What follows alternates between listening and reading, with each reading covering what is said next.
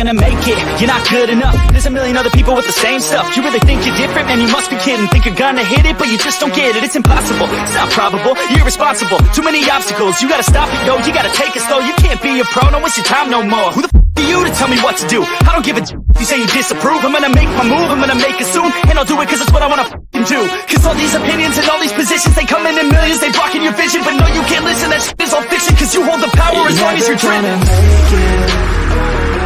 There's no way that you make it. And maybe you can fake it, but you're never gonna make it. Or will you fight?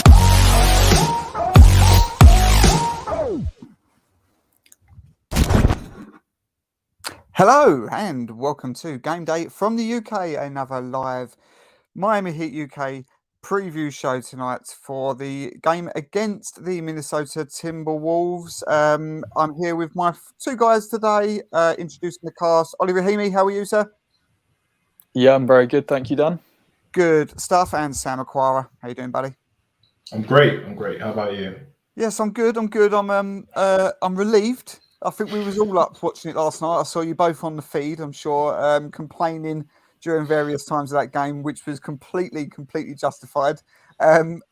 Ollie, it wasn't the nicest watch, was it, by any means? It was pretty poor basketball throughout 3/4 of at least. Is it concerning? Because we was at full strength. We talked about this game as a potential banana skin. Well, you did anyway, as a potential banana skin. We thought that this could maybe have some legs, considering we could have been without 3 key starters, but we didn't have any problems in that sense. We was at full health, all 5 starters playing, but we struggled all the way through this game up until the last quarter. Is this concerning by any means, or is this just what happens in basketball? Maybe a little bit. I think the thing that sort of concerned me the most from last night is that it just looked a little bit complacent. It looked like one of those games, as we were saying yesterday, that the Heat expected to win. They probably went into it, especially considering that Bam, Duncan, and PJ were all available. Probably went into the game thinking, yeah, we're going to win this, not a problem. Detroit aren't a great team. So I think it was complacency more than anything. Hopefully it's complacency more than anything, because if there are some glaring issues, then they'll need to be ironed out. But I think it's maybe just more of a mental thing.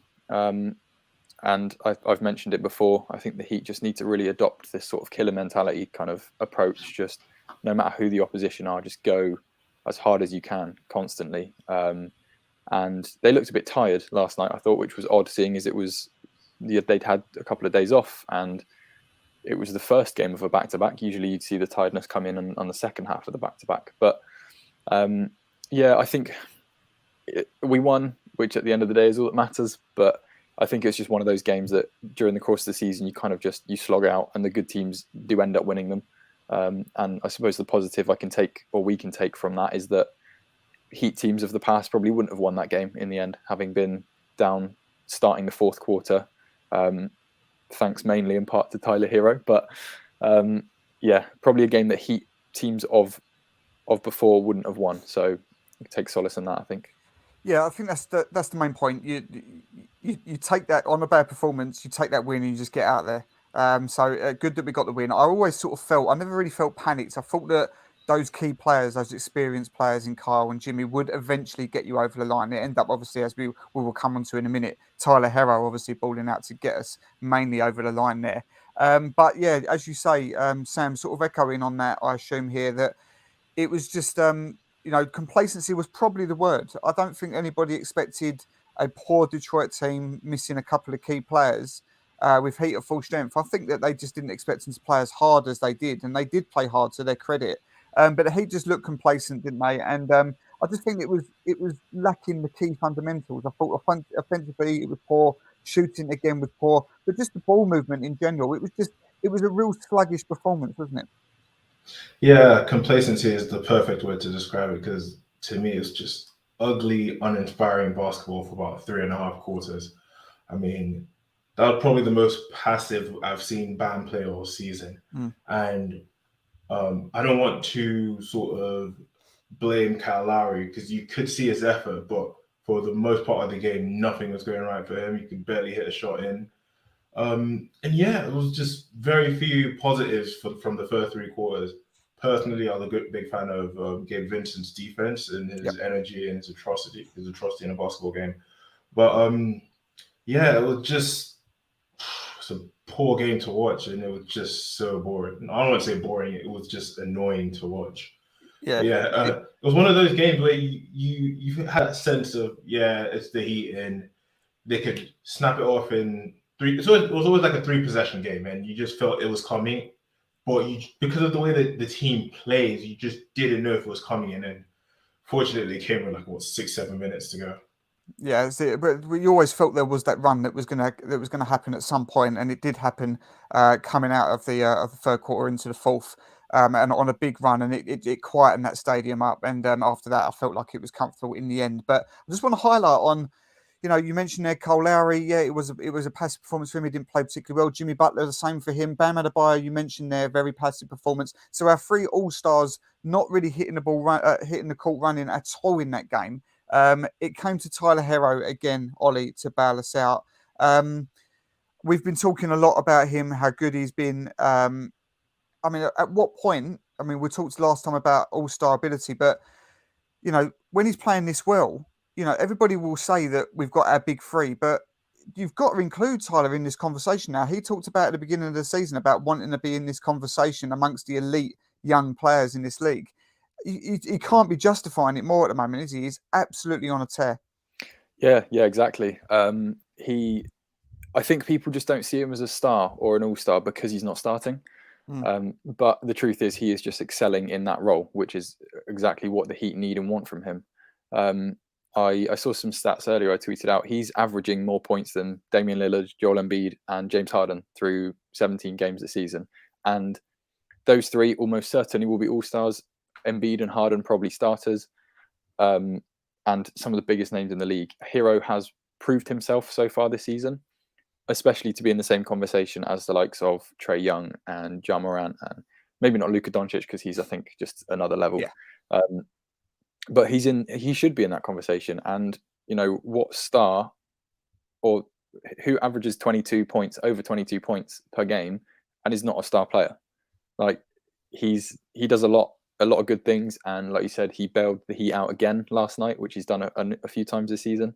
And yeah, we shouldn't have to rely on him as much as we do, but it's good that when we need him to produce, he seems to be doing just that. Yeah, and when you mention those names, this isn't a small sample size anymore. We're not talking about a week or 10 days worth of basketball. I think we're 20% through the season now, and Tyler Hero's averaging more than people like Dame Lillard, Joel Embiid, etc. So, yep, he wanted to be in the conversation. Tyler, you're in there, mate. You're in there. So keep doing your thing because it's incredible to watch and a major part of our success this season. So on to tonight. After a sluggish performance last night, as we said, we got the W, which was important. Tonight against the Timberwolves, a tough game, a tough game. Sam, they've on Heat are obviously in good form, 5 wins out of the last 6, but so are Minnesota. Not only racking off 4 wins on the bounce, but the way they're doing it, Sam, they beat the Pelicans by 14, the Grizzlies by 43, the Spurs by 25, and the Kings by 10. They're blowing out good teams here. This is going to be a really, really tight game, I think. Yeah, I mean, the Timberwolves are always going to be the Timberwolves, in my opinion. But yeah, they're on a bit of a stretch. I think I might be wrong, but I feel like they beat the Jazz not too long ago as well. But yeah, they seem to be getting their season on track because prior to this winning streak, I think they lost like 5 out of the last 6 or something. I think they're like 5-5 in the last 10 games. So yeah, they're on a good sort of track at the moment, but they're Minnesota. I think just it's the trend. Their current form is pretty good, but I don't want to characterize that team by the last 5-6 games. I totally get that angle because they find a way of Timberwolves in it, don't they? They're a pretty irrelevant franchise, but they've got a good team. On paper, they've got a good team. They're in a tough conference, obviously. But I look at that team, Karl Anthony Towns, I'm going to come on to him in a minute. Anthony Edwards, D'Lo. This team, I feel like it's good enough to be a playoff team, but it's almost like a mentality thing always with Minnesota, isn't it, Ollie? Yeah, definitely. Another name that you didn't mention there is Malik Beasley. I'm a big fan of him. I think he's a really good player. But yeah, I think it is a mentality thing. Kyle Anthony Towns has all the makings of being just completely dominant. He could do anything. He can put up 30 and 15 and 10 a night if he wanted to. But yeah, I think it's just a mentality thing. I think there was sort of bits doing the rounds on Twitter that he's sort of got a bit of a loser's mentality. And yeah, I would have to agree with it. Kind of, he's been in the league a little while now. He's established himself, but he hasn't really taken that next step in terms of getting Minnesota to the playoffs or anywhere near going deep into the playoffs. The only recent playoff success that they've had was when they had Jimmy Butler, and they didn't sort of match his intensity and his belief and work rate, and he left. So. And it's our gain in the end. But yeah, I think it is a mentality thing for them because on paper, like you said, it's a really good team they've got down there. And they're just not really reaching their potential, I think. And I think this is, it's been quite sort of well highlighted that it's one of the reasons why Jimmy didn't want to stick around because the talent is probably there. And with Jimmy Butler in your team as well, adding to that was a good side. And as you say, it was the only time they've hit the playoffs in God knows how many years.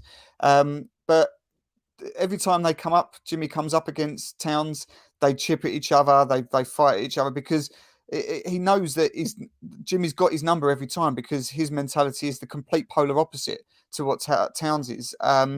Would you agree then, Sam, that I'm always on this hill? I get sort of put down for it by other NBA UK fans and my family and all the rest of it because I always say, look, I'll have Bam over Cat any day of the week. But people call me biased on that and say that Towns has got a lot more about his game to be at probably, in the same conversation as Jokic and Embiid. But I argue that so is Bam. But where do you sit on this? Do you think that there's much between them? Would you take Bam or would you roll with Karl Anthony Towns as your sort of franchise player? I'm trying to be as subjective as possible, and I get why you'd want to go with Karl Anthony Towns as your franchise player. I mean, offensively, he's pretty versatile, and you can do a bit on defense. But I mean, we still haven't seen Bam's ceiling. I feel like we've seen what we can get out of Karl Anthony Towns. Bam's still progressing, in my opinion, and the defense is only going to get better, and his offense has still got a long way to go. So I picked to stay with Bam on that one.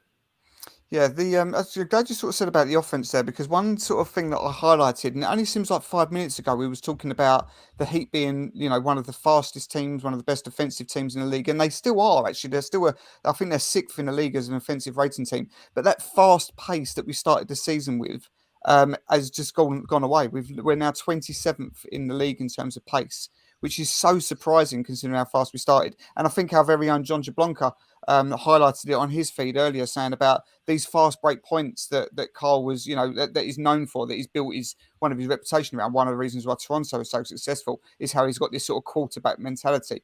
And I think that there's been less than, half of what we've seen in sort of twice the amount of games. I didn't have the stats in front of me, but John highlighted it on his feed.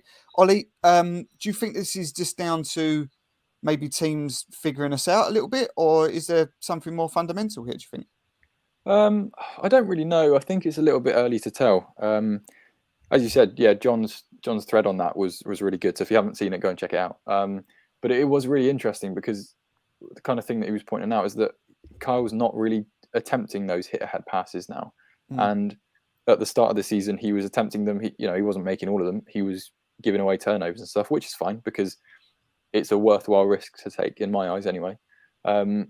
But yeah, it just doesn't seem like he's willing to take those risks at the moment, which I don't know. Again, we go back to a mentality thing, whether that's him just sort of acclimatizing now to the Heat a little bit more, or what. I don't know what it could be, but I think it's a little bit early to sort of hit the panic button on it, like it was with Duncan Robinson, even though he's not been exceptional yet. But yeah, it's a little bit early to hit the panic button, but it would be good to see the Heat getting back to that because it just adds such another dynamic to the offense. And it really brings out the talents of the likes of Bam and Tyler Hero and Jimmy as well. Yeah, when this is obviously the main thing is that it was such an exciting watch to see this team. The Heat have always been relatively slow team throughout the amount of time I've supported the team anyway, and to see them suddenly pick up this pace and play this exciting basketball was really refreshing. But the fact that that's now dropping off, well, let's still have it right. We're second in the East and we've won 5 of the last 6, so it's no reason to panic by any means. Just finishing up on the Timberwolves here then, Sam. As I said, 4 wins on the trot. We're on a second night of a back-to-back. They're refreshed. They're at full health. They have won their last 3 games against the Heat in Minnesota. As I said, I wouldn't be putting my money on the Heat at the moment. I think that they're just about favoured in terms of the bookies. What do you think? Win? You know what? This is one of those games where I'd have like irrational confidence in the Heat because Bam knows it, Larry knows it, and Jimmy knows it. They played awful last night, and they're on a back-to-back. They haven't got like a proper training schedule, a training day in between because obviously they're traveling and all that. This is going to sit in their minds for like the last 24 hours. And if anything, I'd expect maybe Tyler Hero would have like a lesser impact in the game, but I'd expect Jimmy to come out strong, Bam to come out strong, Larry to come out strong, and it should be a proper beatdown in my opinion. But okay, we'll see. A proper beatdown. Love it. Okay, well, before predictions, one last thing for you, Ollie. The key matchup tonight. There could be a few. Are we going to see Bam against Cat, or do you think Jimmy will take that? What's the key battle tonight for a Heat win? Yeah, I think Bam and Cat is probably the main one. They're the big names and the big men, and they will be going at each other. Bam will probably try and put a few on Cat to prove himself and show the league what he's about. But I'd be interested to see sort of who matches up with Anthony Edwards, whether it's if it is the shooting guard position, if it is going to be Duncan Robinson, or if there's a switch with Jimmy, because he is explosive and if I was Minnesota, I would try and put him on Duncan because Duncan's defense is not obviously on the level of Kyle Lowry or Jimmy or PJ, and assuming that Bam is going to be occupied with Karl Anthony Towns. Yeah, so I think maybe Cat and Bam, but I would also look out for whoever Anthony Edwards is matched up with because I think that will be quite important in terms of how Minnesota push the pace and keep the offensive intensity going throughout the game. Yeah, they've got the tools. They've got the tools to cause some damage. It is going to be a fun game. Yeah, Anthony Edwards is explosive, as you say. Really fun watch. I think Bam is probably the key. I agree with you because he had a passive night last night, and he'll know that. And I think this is a guy that he want to prove that he's the better player of. I think there's a bit of talk about these 2 young big men maybe being the future of the league in terms of that position in the next 5 years. So we'll see what happens. I think there's always a marker to put down. So let's come around to it then. Let's have some predictions. Sam, you've already sort of hinted which way you're going, buddy. What are you saying? Heat by 13. Heat by 13 on the second night of a back-to-back, despite them winning 4 in a row and 3 of the last 3 in their arena. I like that confidence. Ollie, what are you saying? I'm not as confident, to be honest. Yeah, I don't know. I'm going to go for Heat by 5, but that's a not very confident Heat by 5. No, I think it's going to be a really tight game. I think there's going to be lots of lead changes. I don't see there being a big lead at any point during this game, and I think it'll go all the way to the wire. And who at the moment would bet against Tyler Hero, game-winning 3-point shot to win the game on the buzzer? So I'm going to say Heat by 3. That'd be very fitting to finish off what's been an incredible run of form from Tyler Hero. Let's hope that happens. So there we go, guys. That's tonight's game day from the UK preview show done. We will be on the feed again tonight. 1 a.m. tip, I want to say. 1 a.m. tip? Yeah, 1 a.m. tip. Okay. Yeah, 1 a.m. tip, second night of a back-to-back. We'll be here with the live in-game comms. Come and follow us. As always, follow at the Miami Heat UK on all social media platforms and subscribe to Miami Heat UK TV. We will be back on, I want to say Saturday against the Chicago Bulls. I could be wrong again. I should really write this stuff down, but let's go with that. Anyway, enjoy the game tonight. Let's hope we come home with a couple of back-to-back wins. Enjoy it, guys. See you soon.